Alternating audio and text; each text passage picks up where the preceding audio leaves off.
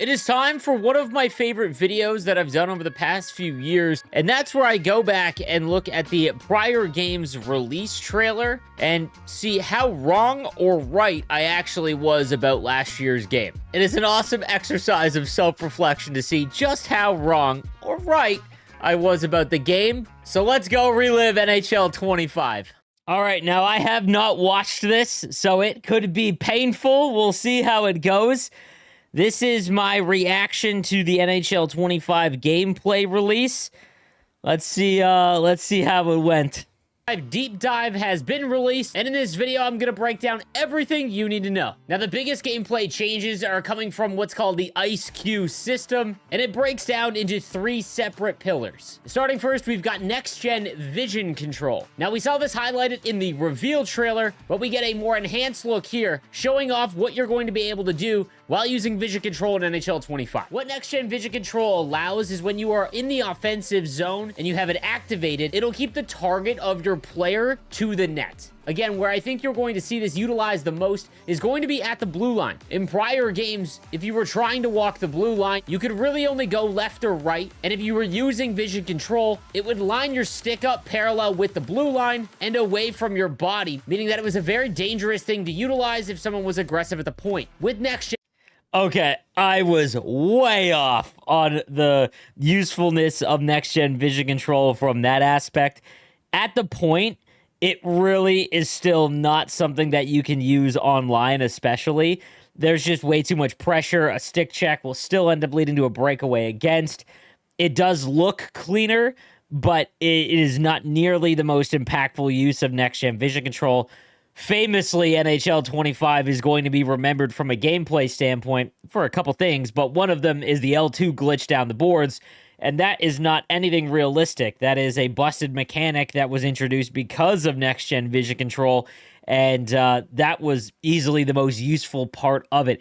I do think that entering the zone and using the next-gen vision control correctly, where you're basically doing a mohawk for turns like that, I did find it quite useful. But for the most part, the most useful way to use the next-gen vision control is the L2 glitch, unfortunately, which just plagued the game after, the 3rd week of the season. And vision control, it will allow you to make sideways cuts and crossovers left or right, keeping your body in line with the net. This will open up more passing plays, allowing you to be much more creative at the blue line than in years past. It was still far more effective to either control the puck on the forehand or backhand and keep your back to your opponent in the offensive zone, because stick checks and intercepts specifically this year were improved to the point where you would actually intercept passes if it was near. In NHL 24, passing intercepts just didn't happen. In 25, you would actually intercept passes quite a bit. So from an offensive standpoint, standing there going left and right while keeping your player's body dead on is like a real hockey play, but online specifically, I can only really touch on online, and even offline, if you get into like the pro and above difficulty, the CPU is so aggressive that you really can't do that. So I think it looks cleaner, but it's not anywhere near useful in game. However, they also highlighted it being more effective when playing defense as well. On defense, while using vision control, it will keep your body in line with the puck, allowing you to get in front of it a little bit easier, especially when playing manual defense. So hopefully this will reward players that are trying to manually defend passes or shots by intercepting them or getting in the way. That has really plagued the game for the last few years. 100% in agreement here. I think this is something that we don't realize because we played the game for so long now, and we're at the end of its cycle.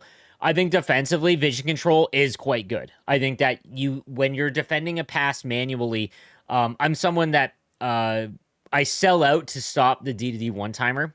So I legit will take my far side winger and I will just staple him into that passing lane. And if they send a pass through, it's almost always an intercept, and I'll use next-gen vision control to hold myself in line. And then when you're trying to block a shot, same situation, holding L2, going back and forth, that I do notice quite a bit, and I was pretty bang on with that prediction, where I think on the defensive side of things, it would be quite impactful. I don't think it's something that people notice a lot, but it is something I definitely enjoy in NHL 25. Also announced this week is the return of the old score clock, and in the deep dive, we got multiple looks at how it's going to look in-game. Not a massive gameplay overhaul, but in my opinion, an improvement going back to the old style score clock. I also love that it's actually showing you shots in-game, whereas opposed to the last 5 years, you had to just pause the game to see how many shots for and against you have. The next... Okay, so I think over the years, this is a great reason, or this is a big reason as to why I like doing these videos where it forces myself to be self-aware. I have not been critical enough of them bringing back past features to improve the year-over-year titles. And last year, they brought back the old score clock, something that I really wanted because I remember they introduced the bottom bar score clock, I believe in NHL 19, because it was the first time I got to go to EA Vancouver as a game changer. Back in my very first year, or second or third year of creating content, it was my first trip going there. And I remember when they brought us into playtest, the bottom bar score bug, the first thing I said when I was playing someone was, this is unnatural because I'm looking, you play from your perspective. You're not playing coach co-op anymore. You don't have to have a buddy go down screen for 2 periods. The play is always up, right? It's always up. And the score clock, when you're trying to look at how much time's left and things like that, bringing your eyes down was unnatural. Like if you're on a last minute rush, right? You have to bring your eyes off the play, look down, then back up. And it was like the first thing I flagged. And as it went along in the years, again, I'm not saying that I was completely right on that, but it was a big reason. It just wasn't well received. And last year they bring the score clock back. They made a big deal about it, as they should have, because it was something that was far better year over year. From 23 to 24, or from 24 to 25, the score bug was great. And it's a great improvement in my opinion. Seeing the shots on goal, nice added touch. I can't tell you how many times I would get a sense of how the game's going by just taking a quick glance at the score bug. But I'm kind of getting done. I've been doing this a long time. I'm kind of over celebrating wins of stuff we used to have, because they tried something new and then it failed or wasn't well received and they had to go back to what we originally had. I've been saying this for years. NHL and sports in general is widely consumed by a older audience than some other games, and obviously video games is tied to younger players because when we were growing up, video games were new, and you just assumed that it wasn't normal for a 30, 40-year-old person to play video games a lot. It wasn't normal. Now it is. It is. And they keep doing things from a presentation standpoint in the NHL video game specifically that was really tailored to younger players. It wasn't the true to norm realistic presentation suite, and Dave Pritchett, who is the presentation developer, is one of the good ones. He is. Every conversation we've ever had, he's very passionate. It's just so it's not like a lack of like leadership and things like that. They're just trying to get the flashiness for, it seems like, a younger audience to come in and really be excited about the game. I just think that it's been figured out. Sports games have been around for 35 years now. I think we want to see what we see on TV. And the score bug, we celebrated because, yeah, it's back. It's like, I'm just over bringing stuff back that was taken out because they wanted to try something new and it failed, right? There isn't enough accountability for being like, hey, that failed. Like, that sucks, you know? I'm just, that's a side rant, but I was way too positive in that sequence there. Just not critical for them being like, yeah, we brought it back. I don't package it as something new and fresh because it's not. We used to have that when I was a kid, the Ice Cube 2.0 with all of the flashy graphics of what we see in terms of like top speed and top shot speed. That stuff is cool because if you watch Monday Prime Hockey, like the Amazon broadcast, they show all those crazy numbers. I actually like that. I think that looks like what the new presentation style looks like. People want to see some of the crazy numbers and just like the percentage of plays and stuff like that when you watch like a Madden game, or sorry, an NFL game, not a Madden game, but seeing those crazy stats. I do enjoy that, and this year it looks like they're going to put that in. But from this standpoint, it's just when I see this being excited about the old score bug, it's like, man, ugh. Focus of the IceQ system, we've got empowered AI. Now, the simplest way to break this down is essentially your AI players will fight to get open in the offensive zone. And now every year they talk about improving the AI gameplay. In NHL 24, we saw a massive issue specifically with players not fighting to get open and really just becoming static once you set up in the offensive zone. Now, in this clip here, the St. Louis Blues are set up in the overload. Now, notice the weak side winger and how drastic he's moving left and right to try and get open. This is an extremely welcome change just because it forces manual defense to actually cover a player really effectively. Now, again, anything involving AI, you have to be extremely skeptical, but if the basis of the AI improvements is literally just moving when you're cycling the puck and not standing still, I don't know how much they could mess that up. One of the most interesting parts of the entire deep dive, in my opinion, was the fact that apparently they have rebuilt all of the offensive strategies oh my god, from the ground up. All of Cello's in-zone strategies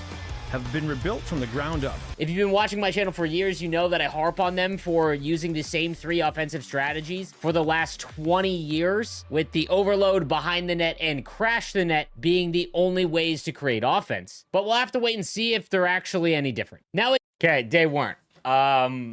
They weren't any different. Behind the net, crash the net, and overload remained exactly the same. So I was wrong on that to even like have any hope in that. But I hit on it in the beginning. I thought the most if the new AI's big thing was just that if you break it down to give me an example of how it's going to work is they fight to get open, definitely noticeable in NHL 25. Like players would actually get open if you cycled it. Not a lot, but I think if you went back to NHL 24, they did not move. You could get a situation where if you had a player that was skill zoning by just sitting in the middle of the net, right? And you just stopped cycling and moving, you could look at your players and your AI players, they would literally just not move. And it ended up being one of my biggest frustrations with NHL 24. In 25, in a one-on-one standpoint, they will go left and right and try and get open more. So that was a definite win, and I'm glad that I'm happy with what I said there because that ended up being the biggest part of the new empowered AI, which is just a big buzzword. But you know, AI in general wasn't anything crazy, and they busted line changes. Like line changes were such a disaster. This game, the revolving door where players literally step out, back off the ice, now back on, back off the ice. Like that happened a lot, and people don't realize it because they're not looking. Like if the camera view you have doesn't show the bench and you're not paying attention for it, that's why everyone was just always exhausted a lot of the time, like your players, and you'd end up with no energy on any of your lines. So I don't know if this specifically broke that aspect of it, but from just what we do know about what they kind of promoted the game with having for this stuff, the players fighting to get open, I definitely noticed that in 25, and it was a welcome change. It does look like this will also impact your AI off the rush. As you can see in these examples, the trailer will actually enter a glide and no longer beeline it right towards the net to give you an extra option off the rush. Never noticed it. Like maybe I never noticed it because the strong play in NHL 25 is to take it around the boards by doing the L2 glitch or stopping up and going to a far side defenseman for a one-timer. Didn't really notice this at all. Honestly, the best play was still a cut play where you took your guy and you dragged him over here and you passed it out wide. That was still the best play, and that cut play has been in the game for like 8 years. I didn't really notice that at all.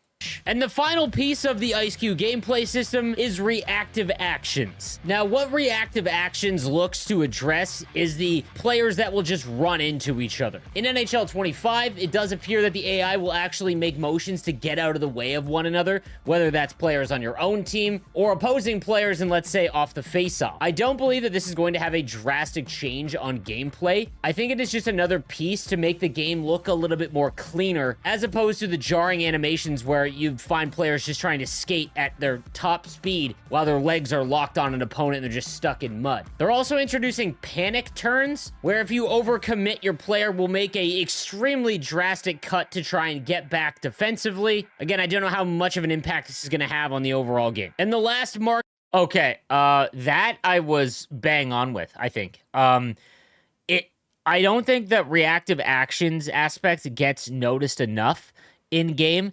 But I do think it makes the game look far cleaner. Like, you can go and find some hilarious busted animations, or like the goaltender who's like upside down in the net, or the player whose shoulders like busted backwards. Like, that'll happen in video games. You'll see that a lot. It's not acceptable, but it does happen. I used to do like these YouTube shorts where I would go through Reddit or go through TikToks, and I'd find people that have like these hilarious ones. There was far less of that this year, and I don't know if it's because of reactive actions, but the fact that they actually did slip deeks to get by, you would notice it in game quite a bit, if you were paying attention for it. But like, I do think that it made the game look far cleaner. Now, again, the line change is being busted, and the L2 glitch, which is completely not something that you see in real hockey, and D2D one-timers, which it looks like we're about to talk about, going in from everywhere, even if they weren't screened, made the game look like it wasn't clean. Like, it made the game look far worse. But if you were to take a 10,000 foot view and just kind of get away from those specifics, the game itself, if you were doing CPU versus CPU, I think it would look far cleaner. And obviously we don't play the game like that, but I think it did. And this was like a win. To be honest, going through this, like, 25 was, God, if they just fixed the main issues, like with a patch, we might have had a way better game. And maybe that's revisionist history, but I gotta be honest with you, like, I wasn't as way off as I thought I would have been.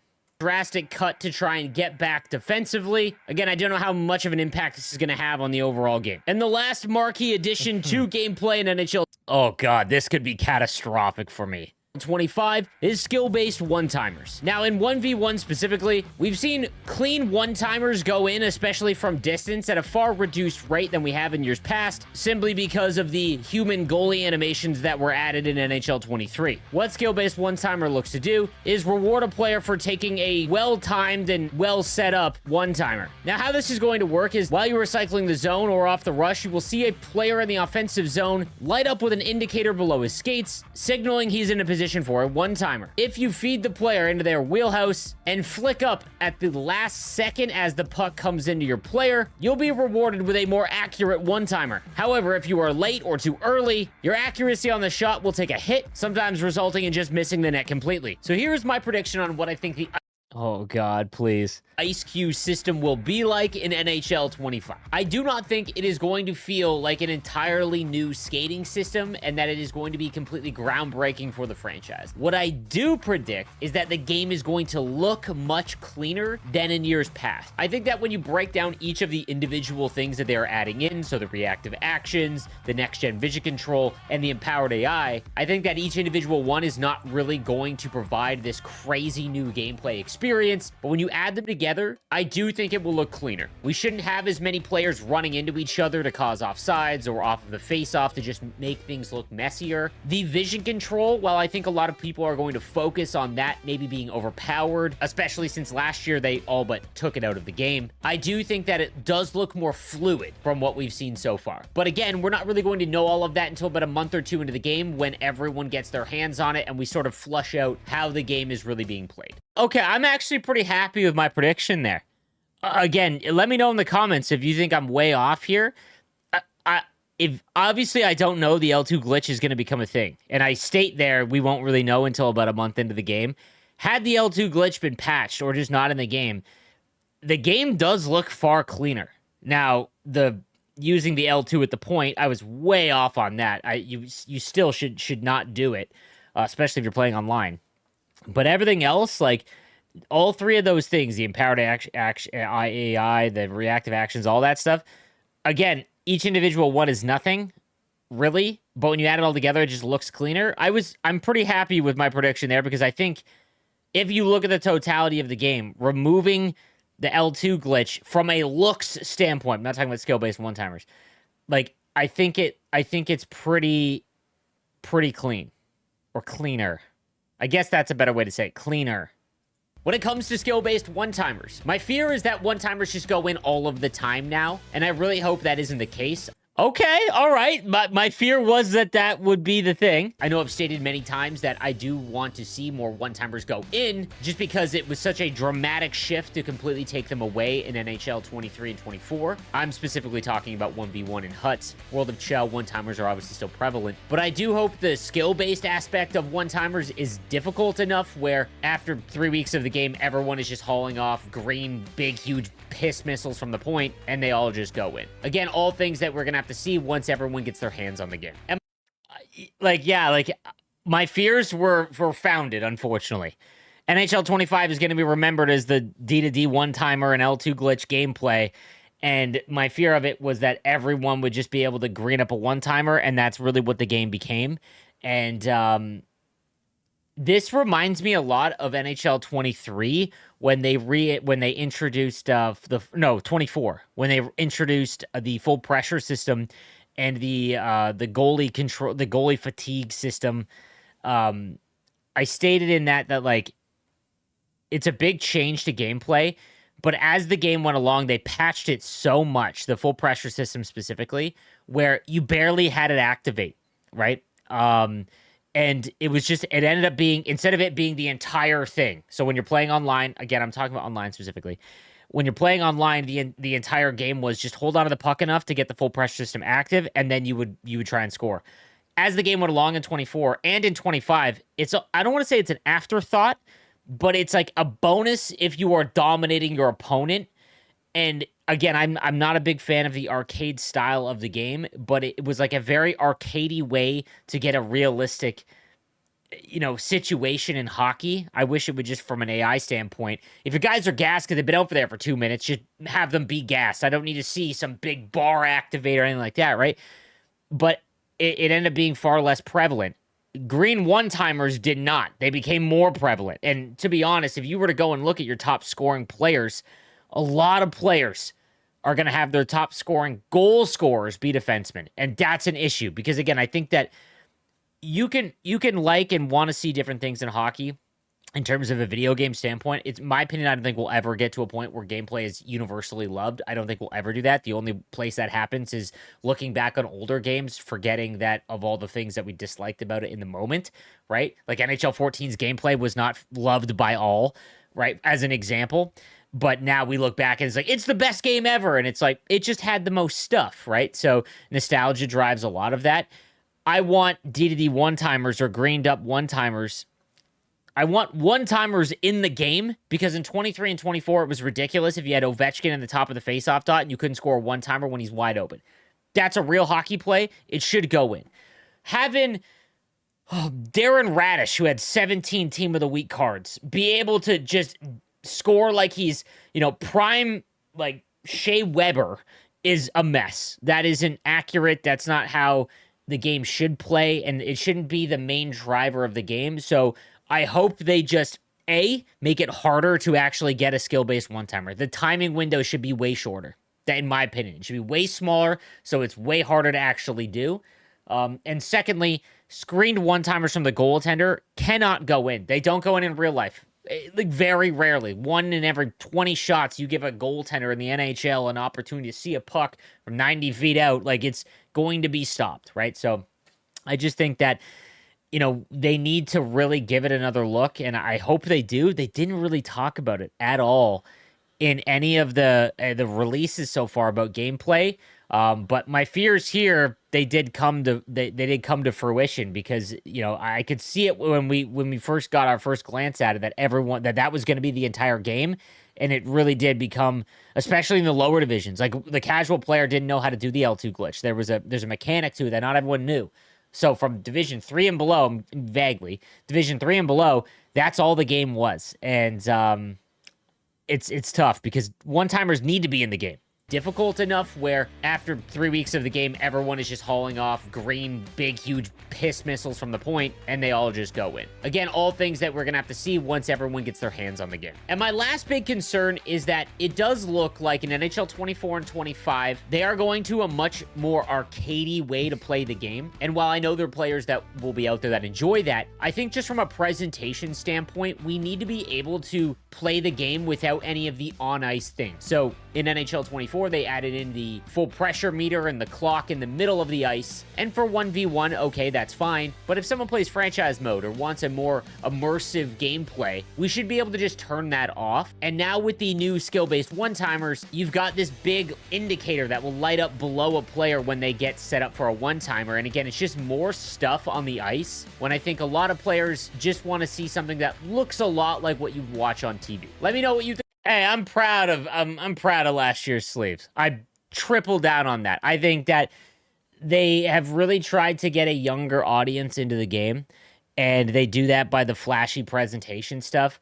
But sports games have been around for 30 years now, and what's happened is it's not weird for someone in their 30s or 40s to play video games. Back when we were kids, it was like all the stuff that you want to get a kid to like because they play video games, older people don't. We didn't stop playing video games. Maybe we stopped playing as much of them, but we all still play video games, right? And I think when it comes to a sports fan, I can't talk to for everyone, but for me personally and a lot of my audience, I think that we want to see something that reflects what we would if we fired up, Amazon, I don't want to say ESPN, but Amazon Prime Hockey, like the Monday Night Hockey, that broadcast is really well done, and I think that we want to see stuff more like that. What you would see on Hockey Night in Canada, things like that, from a presentation standpoint, and in gameplay specifically, it is so arcade looking, and it seems like with the rebuilt X Factors for this year, that it's only becoming more arcadey,